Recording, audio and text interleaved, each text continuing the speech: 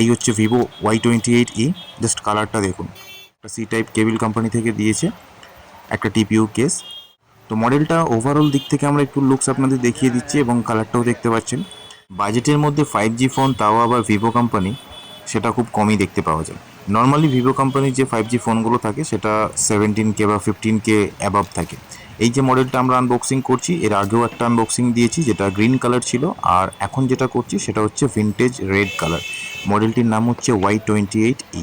তো আমরা সরাসরি চলে যাচ্ছি ফোনটার আনবক্সিংয়ে। এখানে যে স্টিকারটা আছে, আপনার স্টিকারটা ওপেন করছি, আর বক্সটা দেখেই বোঝা যাচ্ছে যে এই ফোনে কিন্তু চার্জারের যে টপ, সেই টপ নেই।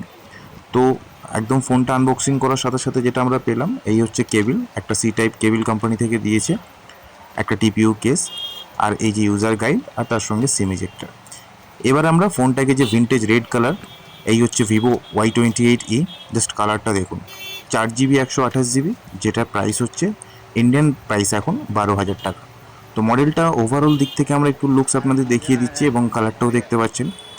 12,000 টাকার মধ্যে ভিভো কোম্পানির 5G ফোন, তার সাথে এটা সি টাইপ যে চার্জিং সাপোর্টেড হেডফোন পোর্ট পাবেন, আর ফিঙ্গারপ্রিন্ট সাইডে পেয়ে যাচ্ছেন। তো ফোনটার একটু স্পেসিফিকেশন আপনাদের আসি। এই যে ফোনটা দেখতে পাচ্ছেন, এটা মিডিয়াটেক ডায়মন্ডসিটি 6300 একটা চিপসেট আছে, যেটা প্রসেসর। এবার আমরা অ্যাবাউট সেকশনে যাচ্ছি, গিয়ে সেখানে আরও ডিটেলস কিছু আপনাদের দেখিয়ে দিই। ফান টাচ ওএস যেটা 14 আছে, র্যাম কিন্তু ভার্চুয়ালি আরও 4GB বাড়ানো যাবে, আর অ্যান্ড্রয়েড কিন্তু লেটেস্ট 14-এ রান করছে এই মডেল।